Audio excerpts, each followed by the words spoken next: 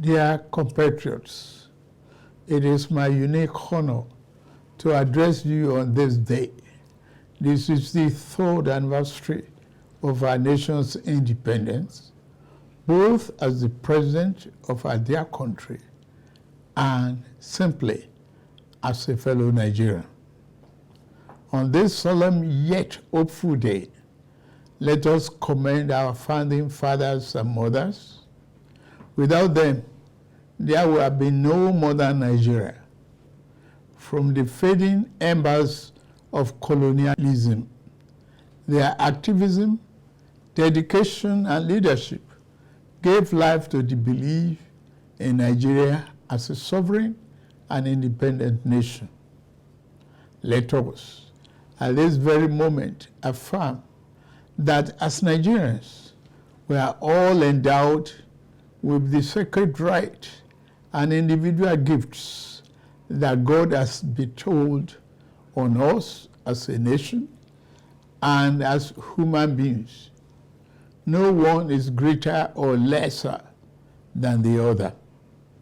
The triumph that Nigeria has achieved shall define us. The travails we have endured shall strengthen us, and no other nation or power on this earth shall keep us from our rightful place and destiny. This nation belongs to you, dear people. Love and cherish it as your very own. Nigeria is yours. Nigeria is remarkable in its formation and essential character.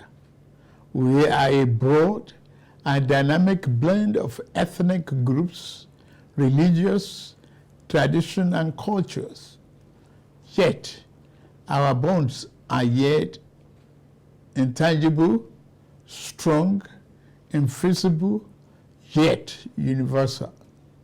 We are joined by a common thirst for peace and progress, by the common dream of our prosperity and harmony, and by the unified ideas of tolerance and justice, forging a nation based on the fair application of these noble principles to a diverse population has been a task of significant blessing, but also serious challenge. Some people have said an independent Nigeria should never have come into existence. Some have said that our country will be torn apart. They are forever mistaken. Here, our nation stands, and here we shall remain. This year, we passed a significant milestone in our journey to a better Nigeria by democratically electing a seventh consecutive civilian government. Nigeria has proven that commitment to democracy and the rule of law remains our guiding light. At my inauguration, I made important promises about how I will govern this nation. Among those promises were pledges to reshape and modernize our economy and to secure the lives, liberty, and property of the people. I said that bold reforms were necessary to place our nation on the path of prosperity and growth. On that occasion, I announced the end of the fuel subsidy. I am attuned to the hardship that have come. I have a heart that feels and eyes that see.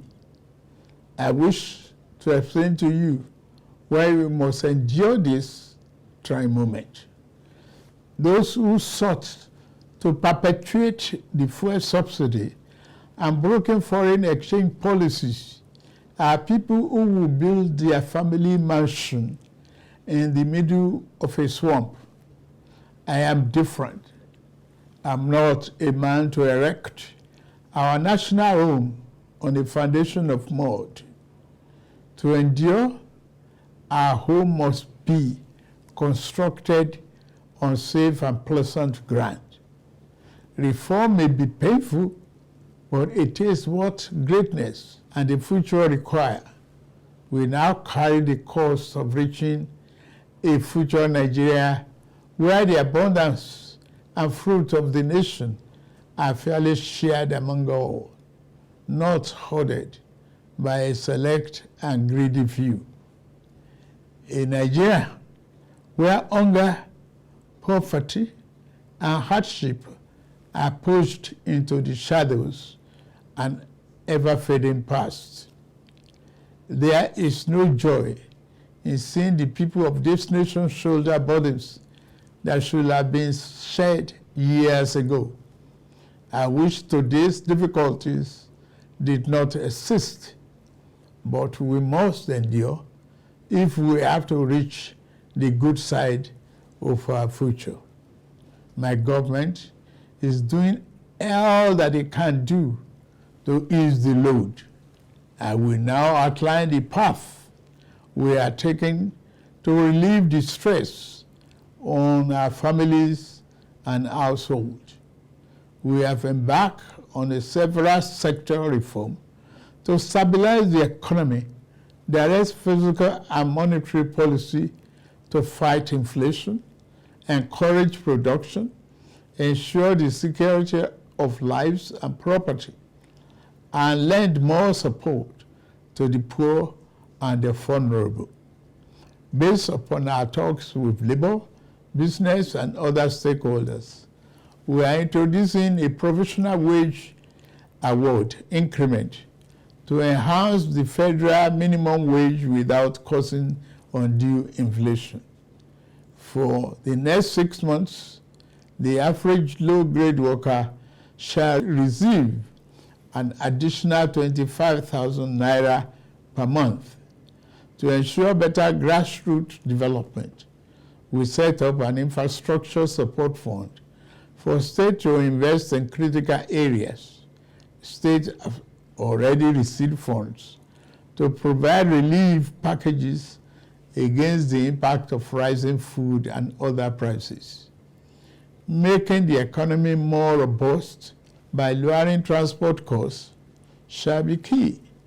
In this regard, we have opened a new chapter in public transportation through the development of cheaper, safer, compressed natural gas, CNG, buses across the nation. These buses will operate at a fraction of current fuel prices, positively affecting transport fare. The new CNG conversion kits will start coming in very soon, as all hands are on deck to fast-track the usual lengthy procurement process. We are also setting up training facilities and workshops across the nation to train and provide new opportunities for the transport operators and entrepreneurs.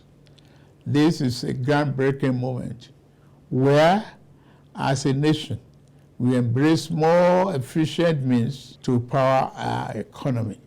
In making this change, we also make history.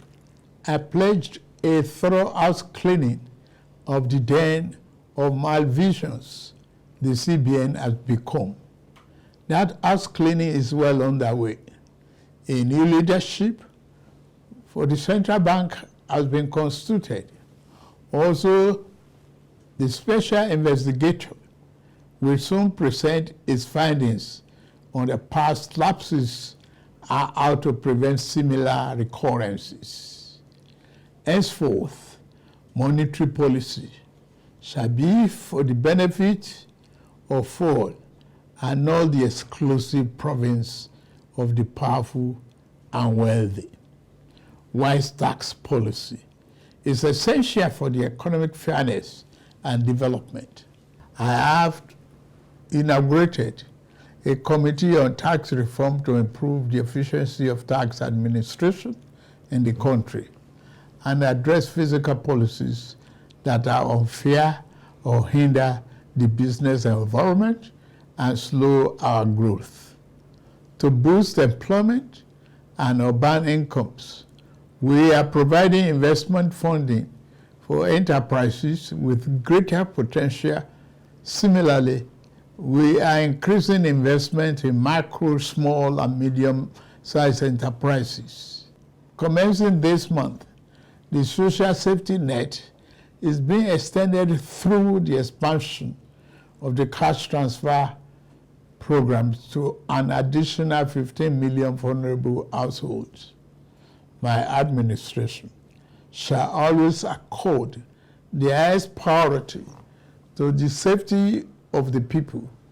Inter-service collaboration and intelligence sharing have been enhanced.